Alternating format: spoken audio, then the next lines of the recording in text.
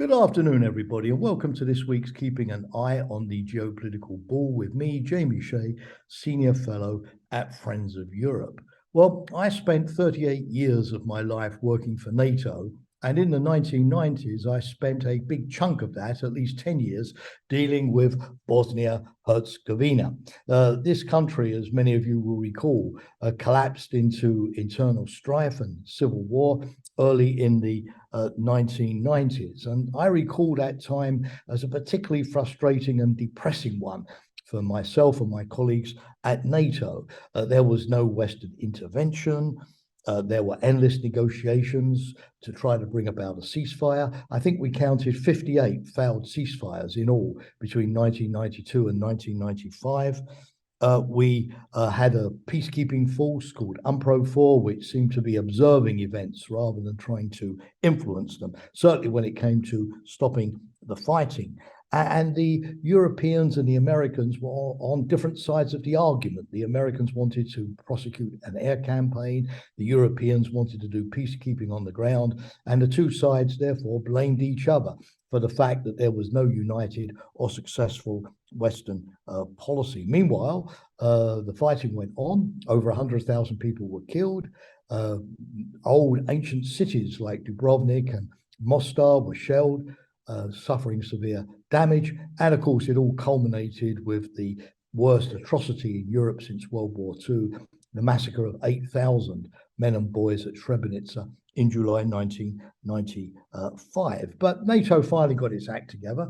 And in 1995, in December, the Dayton Peace Agreement was signed and the war came to an end. Now, I remember this time as one of great euphoria because all of us felt that having failed to help Bosnia avoid catastrophe, we now had a duty to put Humpty Dumpty back together again and build a viable, prosperous state in that part of the Western Balkans. I recall my trip in January 1996, soon after Dayton, to Sarajevo, seeing all of the burnt out buildings, seeing the metal plates that were put between buildings as sniper shields, seeing the warnings everywhere not to go off the road because of landmines and the rest, but at the same time, a true pioneer spirit that this would be a good exercise in Western nation building. NATO had deployed 60,000 troops there as part of its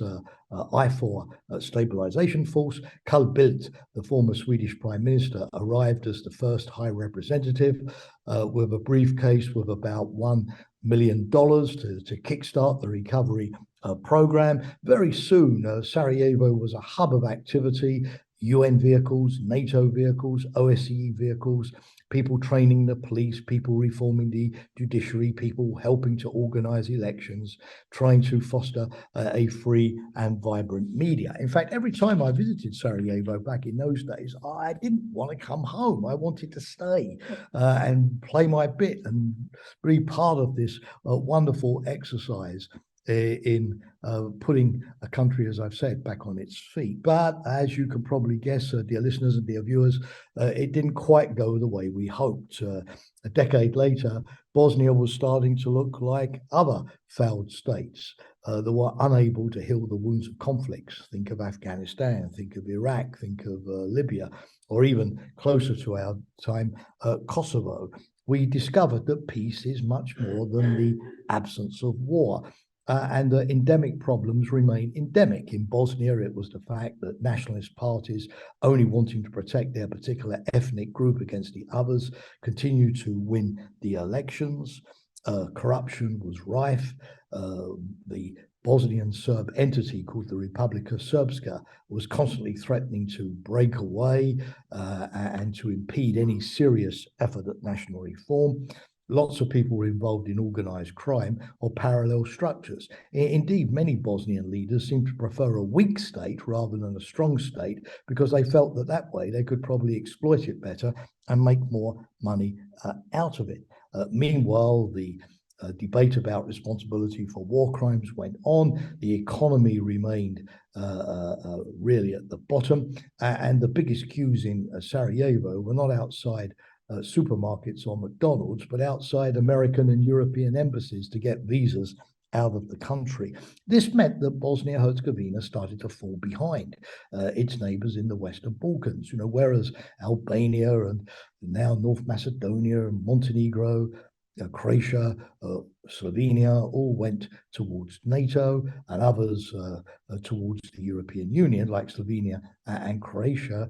Bosnia was not even on the first rung of the ladder, with only a very weak association agreement with the European Union. It constantly failed to meet the demands of the EU for reform of justice, for reform of the financial system, for anti-corruption measures, which would allow the EU to give it candidate status. And there was a danger that it would increasingly slide into disorder and completely fall behind the rest in a way that would almost be irretrievable. But yesterday, finally, Bosnia received a second chance, a new lifeline, when in the latest report of the European Commission, the Commission recommended that Bosnia finally be given that candidate status, which therefore should be approved by European heads of state and government very soon.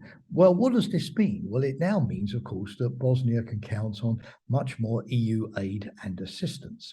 It also means that the conditionality which the EU was imposing will now be transformed to the extent that Bosnia will have positive incentives, carrots, the prospect of EU aid and investment to meet the targets of reform, rather than having to do all of its homework itself, which it's proved capable of doing, before it's allowed to have those advantages. So a positive rather than a negative inducement. It means that, of course, now the EU can start helping Bosnia with a special anti-corruption court, for example, special anti-corruption prosecutors with expertise to deal with this endemic problem, that the EU will be better able to help Bosnia fight its organized crime and to gradually fold down those parallel structures so that the government institutions and the government police are the ones that have the sole authority. Now, of course, none of this is going to be easy. Mr. Dodic, the leader of the Republika Srpska, still makes noises about a referendum on independence and still refuses to cooperate with the state institutions. We know that Russia and China are increasingly influential in the region, benefiting from a vacuum left by a perception of a lack of interest in recent times by the EU. Turkey and Saudi Arabia are also influential with the Bosniak Muslim population as well. Indeed, it's this perception of neglect and on the back of Russia's invasion of Ukraine, which I think has now propelled the EU to take a bolder stance. But still, we now see some hopeful signs, not just from the EU, but also from the United States and various EU member states like Germany, which has appointed a special representative for the Western Balkans, of that kind of much needed re-engagement. So Yasser Arafat, the former Palestinian leader, it was said of him that he never missed an opportunity to miss an opportunity. Well, let's hope that this is not going to be the epitaph for Bosnia-Herzegovina. This new lifeline with candidate status will provide the necessary incentive, but also pressure on the three presidents of the country to finally start working together more harmoniously to move that country forward. I haven't lost all hope that the Western Balkans will finally see Bosnia catch up with the pact, and that the job that we started back in 1995 to rebuild Bosnia, even 20 or 30 years on, could still be successfully accomplished. Thank you for watching and listening today. Look forward to engaging with you again next week.